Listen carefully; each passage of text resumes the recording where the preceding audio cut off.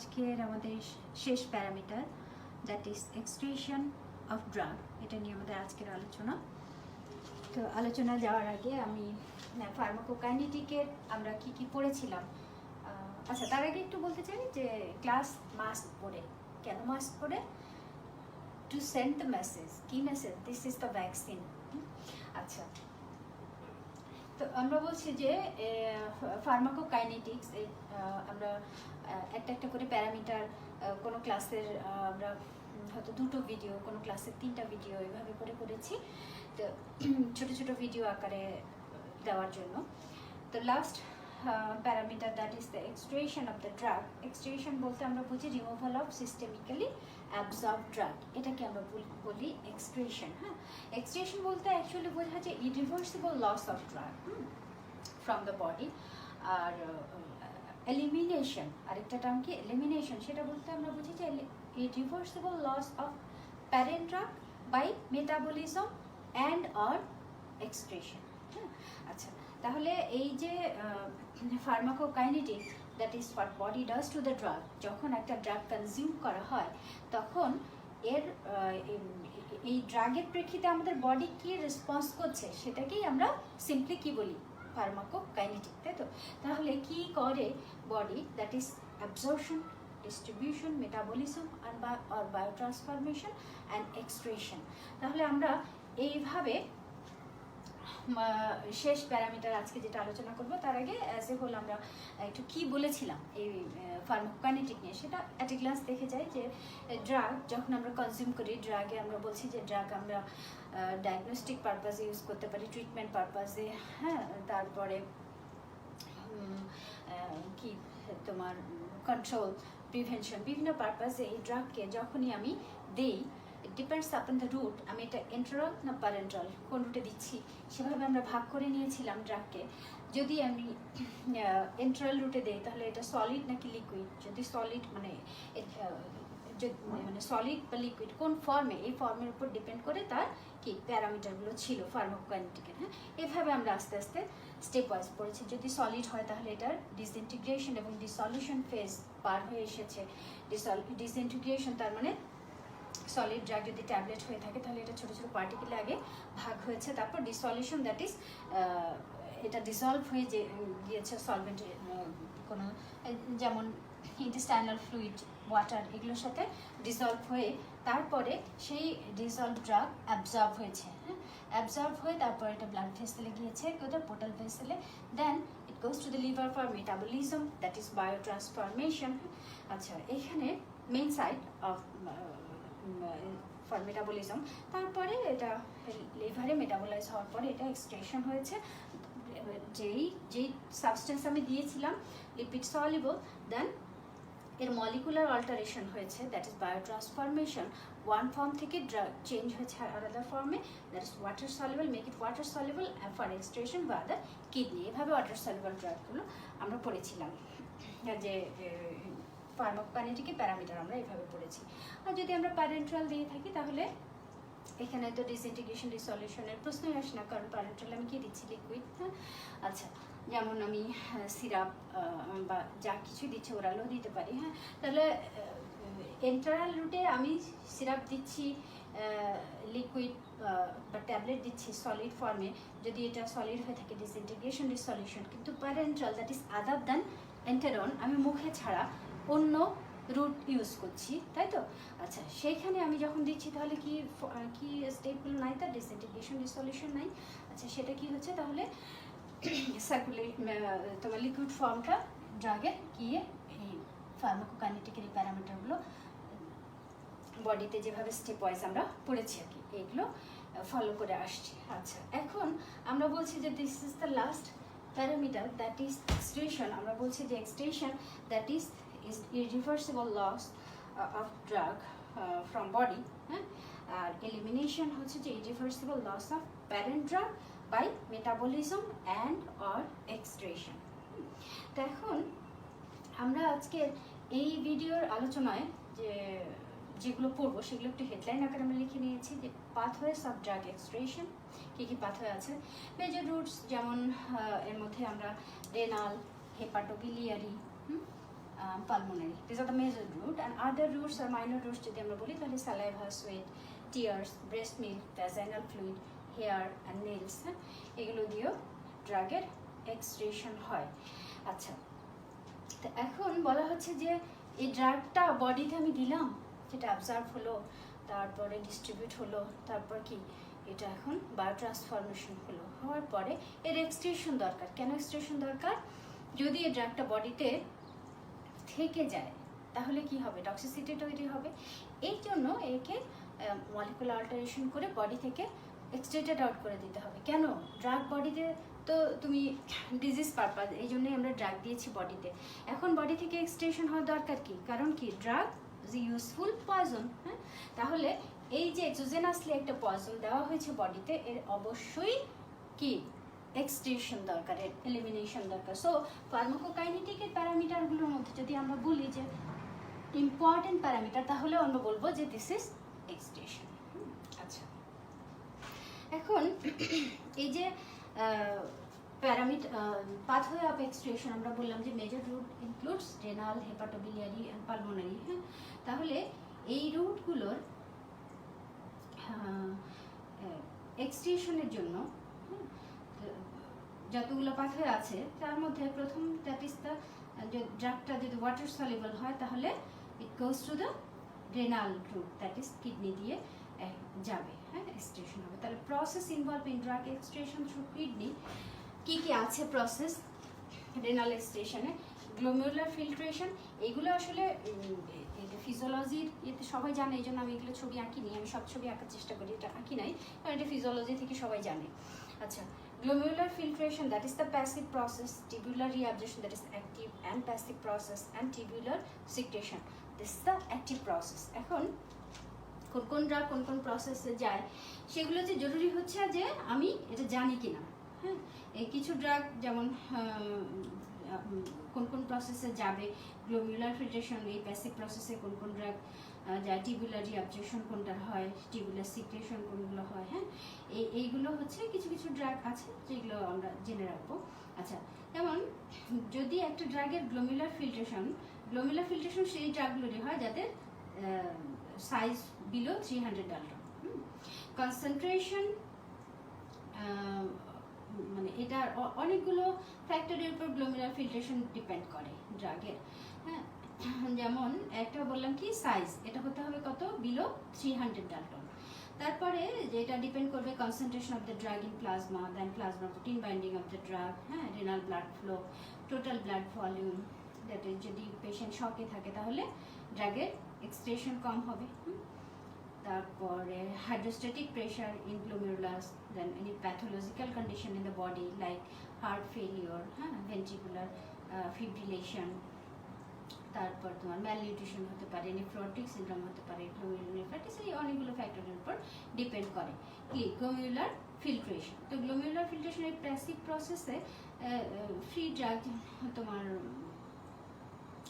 Osmotic ডায়োটিক, হ্যাঁ mannitol, carbonic anhydrase inhibitor, এগুলো ছাড়া ডিগক্সিন, তারপরে তোমার হিডামিউরল, হ্যাঁ এইগুলো কিছু কিছু ড্রাগ যায়। টিউবুলার রিঅ্যাবজর্পশন যেটা বোথ অ্যাক্টিভ অ্যান্ড প্যাসিভ, হ্যাঁ এখানে তোমার পটাশিয়াম স্পাইরিন ডায়োটিক, স্পাইরোনোল্যাকটন, তারপর তোমার অ্যাসপিরিন, অ্যামফেটামিন, এগুলো কিছু যায়। হ্যাঁ, আচ্ছা, তো আমরা জানি যে টিউবুলার রিঅ্যাবজর্পশন যেটা যেন ড্রাগ ফিল্টার হওয়ার পরে অলমোস্ট 99% ফিল্ট্রেট। হ্যাঁ, যখন গ্লোমেরুলার ফিল্ট্রেশন হলো, ফিল্টার হওয়ার পরে রিঅ্যাবজর্পশন, মানে এটা কি কখন একটা জিনিস রিঅ্যাবজর্ব হয়?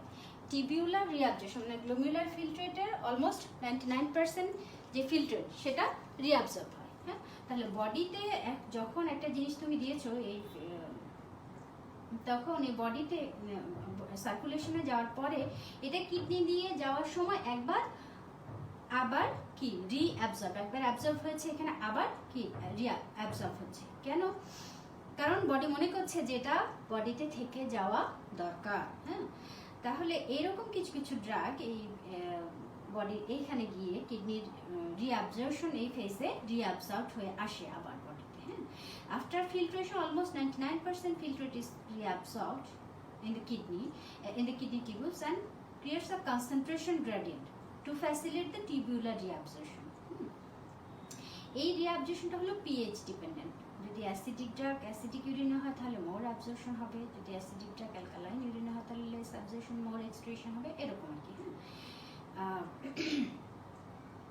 এখন আরেকটা কি আমাদের রেনাল এক্সক্রিশনের, that is the tubular secretion. This is the active process also. Acidic drug, that is salicylic acid, penicillin, এইগুলো, তারপরে তোমার basic drug thiazide, diabetics, amphetamine, morphine, pethidine. এখন বলা হচ্ছে যে দুটো ড্রাগ আমি একসাথে দিলাম। আচ্ছা, এই দুটো ড্রাগ আমি যদি একসাথে দেই, দুটো টিবিউলার সিক্রেশনে গিয়ে একটা আরেকটার সাথে কম্পিট করে একটা ড্রাগের হাফ লাইফ বেড়ে যায়। যেমন এই পেনিসিলিন এর সাথে যদি আমি প্রোবেনিসিড দিই, তাহলে পেনিসিলিন এর সাথে প্রোবেনিসিড টিবিউলার সিক্রেশনে গিয়ে একটা আরেকটার সাথে কম্পিট করার ফলে প্রোবেনিসিড বের হয়ে যায়, পেনিসিলিন বডিতে থেকে যায়। এভাবে আমরা কি we can use the prolonged action of penicillin by inhibiting its tubular secretion by applying probenecid. আচ্ছা, যখন কিনা একটা ড্রাগ বডি থেকে বের হওয়ার, মানে আমি চাচ্ছি কি একটা ড্রাগ যে বডিতে এক্সট্রেশনটা বাড়াতে চাই, একটা ড্রাগের এক্সট্রেশন আমি বডিতে বাড়াতে চাই, তাহলে কি করব? কি করতে পারি আমি? প্রথম হচ্ছে যে তাকে আমি বলতে পারি plenty intake of water soluble drug through the kidney চলে যাবে। ইউজ অফ ডায়াবেটিক, আমি ডায়াবেটিক্স দিয়ে, ডায়াবেটিক্স মানে থার্ড ইয়াররা যদি না পড়ে থাকে, তাহলে না পড়ে থাকলে এই টার্মটার সাথে সবাই অন্তত পরিচিত বলে আমি মনে করি, এতদিনে পড়া হওয়ার কথা সিরিয়াস। আচ্ছা, তারপরে IV infusion of saline, plasma আর ব্লাড, সেটা দিয়েও আমি কি রেনাল এক্সট্রেশন বাড়াতে পারি ড্রাগের। And most importantly the changing of pH of the urine, that is আমরা বলি, এটাকে আমরা কি বলি? Ion trapping. আচ্ছা, আয়ন ট্র্যাপিং, তাহলে we are discussing about how we can increase the excretion of the drug. আমরা বললাম যে plenty intake of water, we can use the diuretics, তারপরে আমরা বলছি যে কি changing the pH of the urine, that is আমরা বলি আয়ন ট্র্যাপিং। তারপরে আয়ন ট্র্যাপিং ছাড়াও আমরা আইভি ইনফিউশন যদি স্যালাইন, প্লাজমা, ব্লাডের করি, তাহলেও আমরা এক্সট্রেশন ড্রাগের বাড়াতে পারি, তাই তো? আচ্ছা, এখন এই আয়ন ট্র্যাপিং যেটা, সেটা একটু ছোট করে আয়ন ট্র্যাপিং, আমি কোথায় লিখি,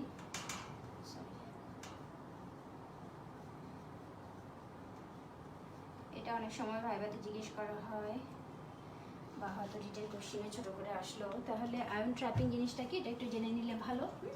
তো আমরা বলছি যে acidic drug can be excreted more. Acidic drug একটু আগে বললাম যে কি, ধরো ফেনোবারবিটন, তাহলে আমি অ্যাসিডিক এই ড্রাগটার এক্সট্রেশন চাচ্ছি ফেনোবারবিটনের, তাহলে ড্রাগ অ্যাসিডিক, আমি এখন ইউরিনকে অ্যালকালাইন করব কি দিয়ে? বাই সোডিবাইকার্ব। তাহলে ড্রাগ যদি অ্যাসিডিক হয়, we can make the urine alkaline by applying sodium decrease its reabsorption. আচ্ছা, যদি ড্রাগ অ্যালকালাইন হয়, অ্যালকালাইন ড্রাগের নাম আমি একটু আগেই বলেছি, ধরো morphine, morphine pethidine, can be excreted more by making the urine acidic. কি দিব? Ammonium chloride. এই প্রসেসটাকে বলা হয় আয়ন ট্র্যাপিং। এটা কি তোমার ইয়েতে আছে, লিপিড কার্ডে আছে, ছোট করে একটু এখান থেকে পড়ে নিলেও তোমাদের কনসেপ্টটা ক্লিয়ার হবে। We are discussing about the various routes of drug administration, drug extraction. তাহলে আমরা বলছি যে কি মেজর রুট, আমরা বললাম রেনাল রুট, আচ্ছা, that is glomerular filtration, tubular reabsorption and tubular secretion. আচ্ছা, এখন যদি এই যে তোমার রেট অফ এই যে এক্সট্রেশন, এই যে রেট অফ এক্সট্রেশন একটা ড্রাগের, এটা ইনফ্লুয়েন্স করে the duration of the drug. If the drug is excreted slowly, then the concentration of the drug in the body is maintained, and the effects of the drug will continue for longer period. তো সেটা ভালো হবে না বডির জন্য, খুবই স্বাভাবিক, সেটা আমরা এক্সপেক্ট করি না। আচ্ছা, এখন এই জন্যই কি আমরা বলছি যে major route that is the renal excretion, glomerular filtration, tubular reabsorption and tubular secretion, এইভাবে ড্রাগ বডিতে এই রেনাল স্টেশন এইগুলো ফলো করে বডি থেকে চলে যায়। And second important is the hepatobiliary. হ্যাঁ, হেপাটোবিলিয়ারি যেমন এই রুটে কি কি যায়, যেগুলো ড্রাগ কোনো তোমার আনকনজুগেটেড থেকে গেল বা কোনো কারণে কারোর সাথে কনজুগেট করতে পারে নাই, তারা কি বিলিয়ারি এই বাইলের সাথে কনজুগেট বাইলের সাথে যুক্ত হয়ে এটা তখন ফিকাল রুটে চলে যায়। হ্যাঁ, তো এই হেপাটোবিলিয়ারি এক্সটেশনে ড্রাগগুলো কি কি যায় সেগুলোর কিছু ড্রাগের নাম জানিয়ে তো ইরাইথ্রোমাইসিন, হ্যাঁ, অ্যাম্পিসিলিন, রিফাম্পিসিন, টেট্রাসাইক্লিন আছে, তারপরে তোমার ভিকোরিয়াম আছে, ওরাল কন্ট্রাসেপটিভ পিল, এগুলো হেপাটোবিলিয়ারি এক্সটেশন হয়। হ্যাঁ, তো এখন হেপাটোবিলিয়ারি এক্সটেশনে একটা ইম্পর্টেন্ট টার্ম আমাদের এখানে শিখতে হয়, that is enterohepatic recycling. Hepatic cycling আর রিসাইক্লিং যেটাই বলি। হ্যাঁ, এই টার্মটার সাথে আমাদের একটু পরিচিত হয়ে যায়। কি এন্টারো, দ্যাট ইজ এন্টারন থেকে হেপাটিক, এখানে রিসাইকেল হবে। জিনিসটা কি, যে যদি আমি রিসাইক্লিং পাথওয়ে একটা চিন্তা করি, the recycling pathway from intestine to liver via the portal vein and back to the intestine via the bile duct, তাহলে এই যে সাইকেলটা রিসাইকেল হওয়া, এটাকে আমরা বলি এন্টারোহেপাটিক রিসাইক্লিং। ড্রাগ আন্ডারগোয়িং মানে এন্টারোহেপাটিক রিসাইক্লিং, এখানে কিছু কিছু ড্রাগ আছে যারা কিনা এন্টারোহেপাটিক রিসাইক্লিংয়ে যায়, সরি ইন্টারহেপাটিক রিসাইক্লিংয়ে যায়, যে একটু আগে বললাম যে বিলিয়ারি এক্সটেশন হয় কি কি drug, most of the antibiotic. হ্যাঁ, আচ্ছা, তারপর ওরাল কন্ট্রাসেপটিভ পিল, তারপরে ইন্টারহেপাটিক রিসাইক্লিংয়ে যায় কার্ডিয়াক গ্লাইকোসাইডস। হ্যাঁ, এইরকম। তো এখন ধরো কোনো ড্রাগ আমরা কনজিউম করলাম, ইন্টেস্টাইনে গিয়ে অ্যাবজর্ব হলো, দ্য লিভারে গিয়ে এটা ড্রাগ গ্লুকোনাইড কমপ্লেক্স তৈরি করলো। এই ড্রাগ গ্লুকোনাইড কমপ্লেক্সটা সিক্রেটেড হবে কোথায়? ইনটু বাইল। এখন এখানে আমরা সবাই জানি বিটা গ্লুকুরোনাইডেস এনজাইম দিয়ে এটা ড্রাগ প্লাস গ্লুকোনিক অ্যাসিডে কি ডিসোসিয়েট হয়। এই যে ড্রাগ, যেটা কিনা বিটা গ্লুকুরোনাইডেস এনজাইম দিয়ে ড্রাগ এবং গ্লুকোনিক অ্যাসিড আলাদা হয়ে গেল, এই ড্রাগটা আবার পোর্টাল ভেইন দিয়ে লিভারে যাবে। এই যে রিসাইক্লিং হওয়াটা, এটাকে আমরা বলছি কি এন্টারোহেপাটিক রিসাইক্লিং। তো এই এন্টারোহেপাটিক রিসাইক্লিং একটু লিখে আমি বক্স করলাম কেন, কারণ এটা ক্লিনিক্যাল ইম্পর্টেন্স আছে। আচ্ছা, যেমন আয়রন ট্র্যাপিং একটু করে লিখেছি, এন্টারোহেপাটিক। আচ্ছা, এই লেকচারের সাথে ভিডিওর এতে কমেন্ট সেকশনে লেকচারের পিডিএফটা দেওয়া থাকবে, এখানে এগুলোর ছোট ছোট করে লেখা আছে। আশা করি স্টুডেন্টরা বুঝতে কোনো সমস্যা হলে এগুলো পড়ে নিলে আশা করি আর সমস্যা হবে না। এবং মোস্ট ইম্পর্টেন্টলি যেটা আমি আমার প্রতি লেকচারে বলি, গো থ্রু বুকস। কোনো আমি একটা লেকচার পিডিএফ দিলাম, ইটস নট এনাফ। কোনো হ্যান্ড আউট এটা কখনোই বইয়ের সাবস্টিটিউট হতে পারে না। এখানে জাস্ট হেডলাইনগুলো বলা থাকে। আচ্ছা, বই পড়তে হবে। তো তাহলে এন্টারোহেপাটিক রিসাইক্লিং আমরা বলছি যে ক্লিনিক্যাল ইম্পর্টেন্স। হ্যাঁ, এন্টারোহেপাটিক সাইক্লিং বা বিলিয়ারি এক্সটেশনের ইম্পর্টেন্স কি অনেক সময় জিজ্ঞেস করা হয়। হ্যাঁ, small amount of drug can have prolong action, হ্যাঁ, থ্রু দিস সাইকেল, যেমন ওরাল কন্ট্রাসেপটিভ পিল। তারপরে তুমি ইম্পর্টেন্স হিসেবে বলতে পারো excretion of some drugs like tetracycline through bile can be use to treat the infection of biliary tree. আর disadvantage যদি আমরা বলি, তাহলে enterohepatic cycle may lead to drug induced toxicity. হ্যাঁ, ড্রাগ ইনডিউসড মানে এই সাইকেলের মধ্যে থেকেই যাচ্ছে, তাহলে কি টক্সিসিটি বেশি হবে।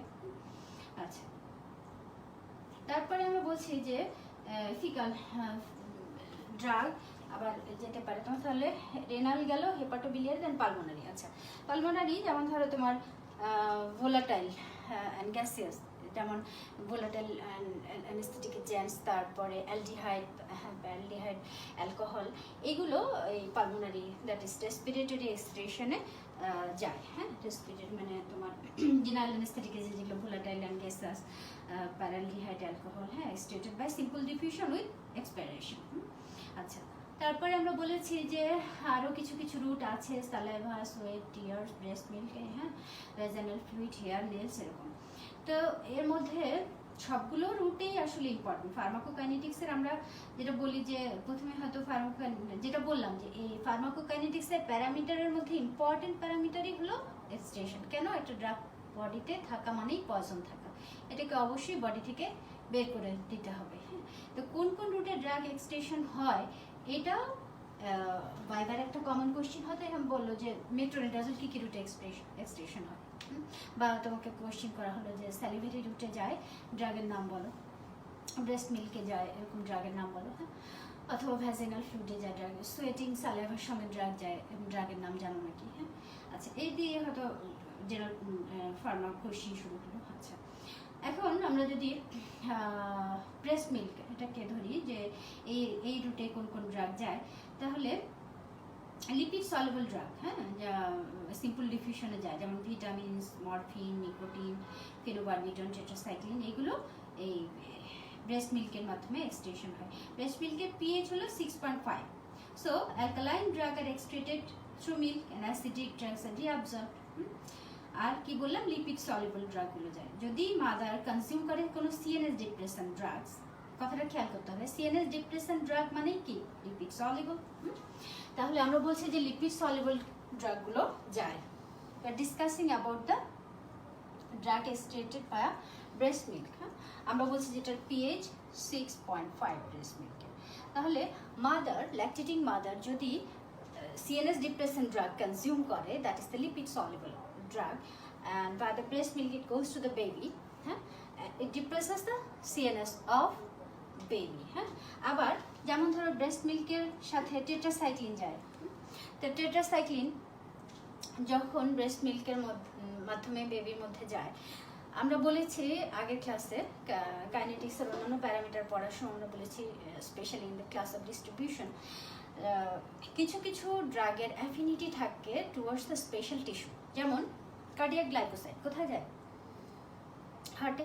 হ্যাঁ, তারপরে সেরকম টেট্রাসাইক্লিনের special affinity towards the calcium containing tissue. হ্যাঁ, তো এই যে ক্যালসিয়াম কন্টেনিং টিস্যুর তে যাবে, তার মানে টেট্রাসাইক্লিন কোথায় ডিপোজিট হবে?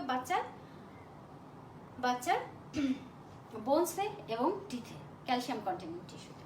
তাহলে বোনসে যদি এটা বাচ্চার ডিপোজিট হয় বেবি, তাহলে পরে তার গ্রোথ রিটার্ডেশন হবে, এবং যদি টিথে যায় তাহলে ডিসকালারেশন হবে। তাহলে আমরা we are discussing about the roots of drug administration. আমরা বলছি lactating mother, if the lactating mother consume the CNS depressant drug or tetracycline, what will happen to the baby? আচ্ছা, এখন তোমাকে যেমন ভাইবাতে কোশ্চেন করা, স্যালিভারি সিক্রেশনে যায়, সোয়েটিং এর মধ্যে যায়, এরকম একটা ড্রাগের নাম বলো তো। আচ্ছা, বা তোমাকে অ্যান্টিটিউবারকুলার ড্রাগ থেকে কোশ্চেন করা, রিফাম্পিসিন কোন কোন রুটে যায়। হ্যাঁ, তাহলে রিফাম্পিসিন, রিগার্ডিং রিফাম্পিসিন, যেমন এটা কি হেপাটিক মাইক্রোজোমাল এনজাইম ইনডিউসার, আমার আগের ক্লাসে ছিল, বা ট্রান্সফরমেশনের যে পরের ক্লাসটা, মানে পার্ট 2। আমি যে পার্ট 1 পার্ট 2 এইভাবে ক্লাসগুলো নেই কেন? কারণ ছোট ছোট ভিডিও যেন তোমাদের দেখতে হয়। হ্যাঁ, আচ্ছা, তাহলে আমরা we are discussing about the drugs going through salivary secretion, sweating, tears, চোখের পানিও কি হয়ে যাবে? Orange colour. রিগার্ডিং রিফাম্পিসিন কি বলছিলাম? যে rifampicin is the drug that is hepatic microsomal enzyme inducer. Rifampicin এই এক্সটেনশনের ক্ষেত্রে সব রুট দিয়ে এক্সটেনশন হবে। তাহলে রিগার্ডিং অ্যান্টিটিউবারকুলার ড্রাগ রিফাম্পিসিন যখনই ভাইভাতে কোয়েশ্চেন করা হয়, what are the disadvantage, what are the কি অ্যাডভার্স ইফেক্ট অফ রিফাম্পিসিন, তাহলে প্রথমেই আমি বলবো, খেয়াল করো কথাটা, আমরা রিফাম্পিসিনের অ্যাডভার্স ইফেক্ট জিজ্ঞেস করা হলো, তখন আমি প্রথমেই বলবো কি? Harmless orange colouration of all the সিক্রেশনস। তাহলে ইউরিন হয়ে যাবে অরেঞ্জ রেড, ফিসেস হয়ে যাবে রেড, অরেঞ্জ রেডিশ, তারপরটা সালিভার রং হয়ে যাবে, সোয়েটিং, ইভেন দ্য টিয়ার্স, চোখের পানির মধ্যেও কি অরেঞ্জ কালার চলে আসতে পারে। বলা হচ্ছে যে সমস্ত ফ্লুইড, সমস্ত সিক্রেশন দিয়ে কি যায়? রিফাম্পিসিন যায়। হ্যাঁ, এই জন্য আমি এটা বোর্ডে লিখলাম, অন্য কোনো ড্রাগের কথা লিখি না, রিফাম্পিসিন কেন লিখেছি? কারণ আমি যদি এই কনসেপ্টটা আমার না থাকে রিগার্ডিং রিফাম্পিসিন, আমার যদি এই ধারণাটা আমার নিচে না থাকে অ্যাজ এ ফিজিশিয়ান, তাহলে আমি পেশেন্টকে এটা বলতে পারবো না। আর আমি যদি পেশেন্টকে এই কাউন্সেলিং করতে না পারি anti tubercular drug regarding rifampicin, তাহলে কি করব আমি drug resistance, multi drug resistant tuberculosis treatment করা খুবই কষ্টকর। কেন? পেশেন্টের জন্য প্রত্যেকটা অ্যান্টিটিবি ড্রাগ হলো কি হেপাটোটক্সিক, ভেরি মাচ টক্সিক। তাহলে অ্যান্টিটিবি ড্রাগ আবার একটা পেশেন্টকে আবার দেওয়া খুবই কি পেশেন্টের জন্য ক্ষতিকর এবং ফিজিশিয়ান হিসেবে একটা ব্যর্থতা।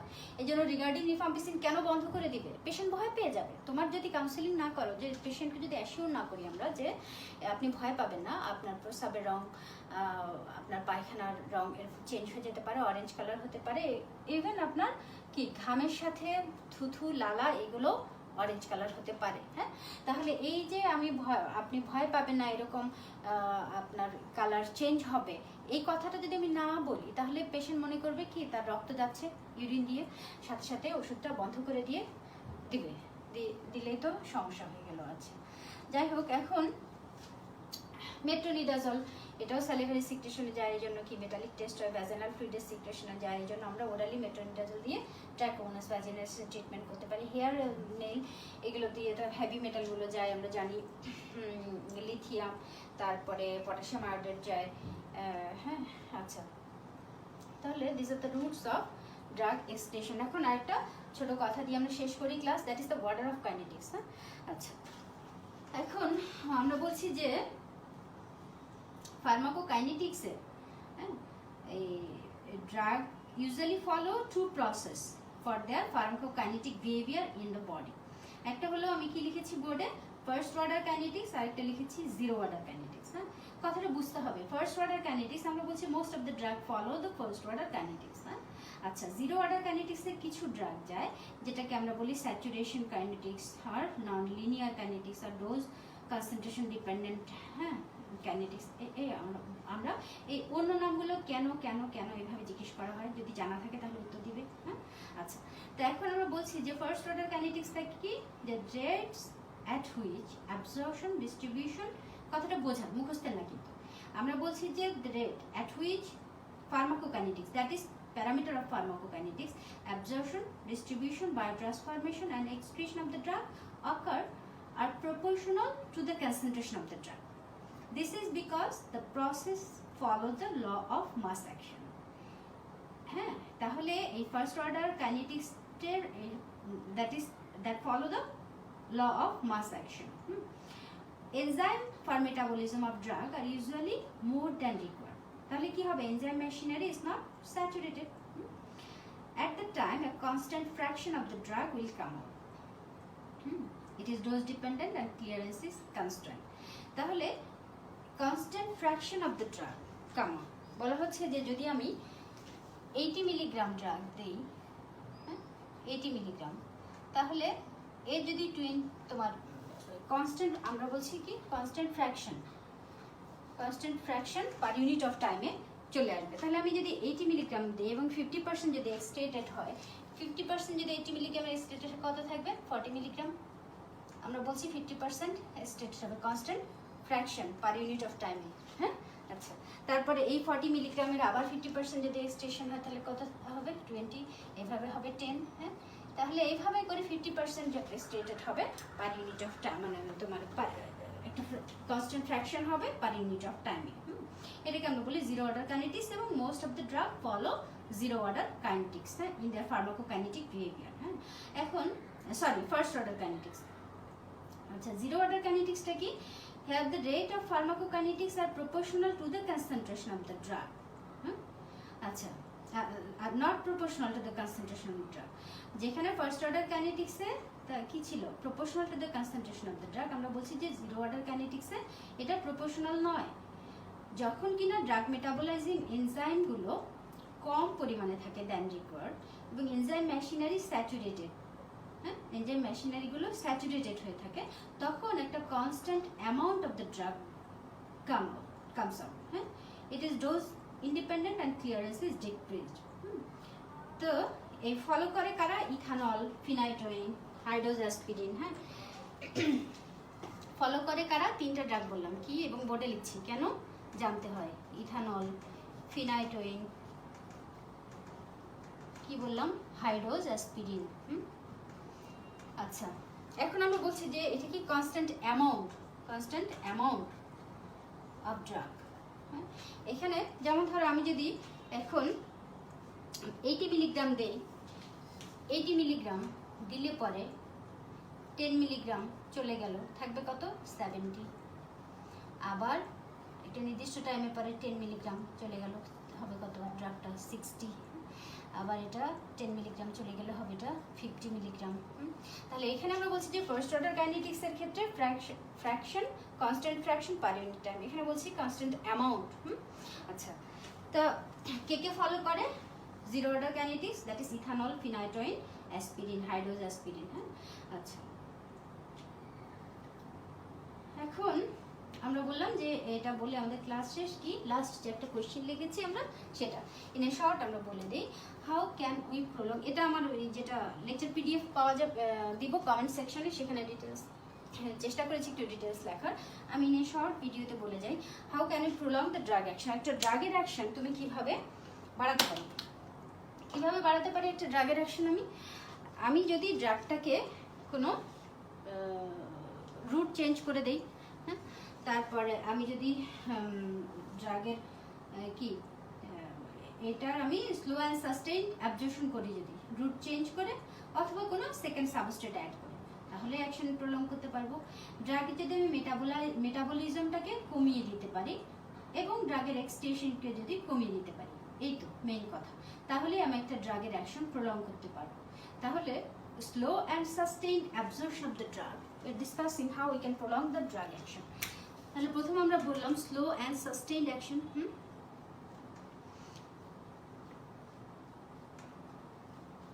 Slow and sustained action of the drug.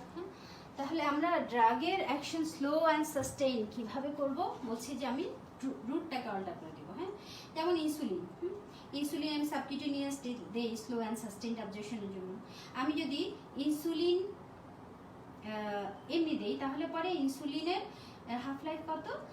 15 to 30 minutes পরে ইনসুলিন আর পাওয়া যাবে না। এই জন্য আমরা কি করি, এর সাথে জিঙ্ক এবং প্রোটামিন অ্যাড করি, হ্যাঁ, which prolong the action, then we gain the prolong action. then protamine যখন, প্রোটামিনটা কি করে, ইনসুলিনকে ধরে রাখে। হ্যাঁ, প্রোটামিন হচ্ছে ইনসুলিন রিলিজ ভেরি স্লোলি। তাহলে এই যে প্রোটামিন জিঙ্ক ইনসুলিন যেটা, সেটাকে আমরা সারাদিন ধরে ইনসুলিন আস্তে আস্তে আস্তে আস্তে রিলিজ করাচ্ছে, প্রোটামিন ধরে রাখছে, এটাকে আমরা বলি রিপোজিটরি অর ডিপো প্রিপারেশন। হ্যাঁ, it's acts as temporary store house of drug. এভাবে আমরা রুট অল্টার করে অথবা অন্য কোনো সাবস্ট্রেট অ্যাড করে ড্রাগের সাথে ড্রাগের অ্যাকশন প্রলং করতে পারি। যেমন ধরো পেনিসিলিন, আরেকটা এক্সাম্পল বলি। পেনিসিলিন একটা এর হাফ লাইফ হলো 30 মিনিটস, হ্যাঁ, সরি 2 আওয়ার্স। তো তাহলে 2 আওয়ার্স পর পর একটা পেনিসিলিন জি ইঞ্জেকশন তোমার 2 আওয়ার্স পর পরে দিতে থাকবো। হ্যাঁ, এরকম পেইনফুল একটা ইঞ্জেকশন এটা তো সম্ভব না। তো সেই জন্য আমরা কি অ্যাড করি এর সাথে? বেনজাথিন। অ্যান্ড বেনজাথিন অ্যাড করার পরে হাফ লাইফ 1 মান্থ হয়ে যায়। লং অ্যাক্টিং পেনিসিলিন পেলাম আমরা by adding benzathine penicillin G এর সাথে। তারপরে একটা কি অ্যাড্রেনালিন। হ্যাঁ, অ্যাড্রেনালিন আমরা কার সাথে অ্যাড করি? Local anaesthetic agents. হ্যাঁ, তাহলে লোকাল অ্যানেস্থেটিক এজেন্টের সঙ্গে যখনই আমরা অ্যাড্রেনালিন অ্যাড করি, হুইচ প্রডিউসেস দ্য adrenaline কি করে? vasoconstriction. So anesthetic agents does not spread and act locally with a prolonged period. এরকম অনেকগুলো এক্সাম্পল আমরা বলতে পারি যে how we can prolong the action of the drug by slow and sustain absorption of the drug. তারপরে কি ড্রাগের metabolism যদি কমিয়ে দেই, হ্যাঁ, তাহলে দ্বিতীয় আমরা বলছি যে we can decrease the metabolism of drug, decrease metabolism, or we can decrease the extension of the drug.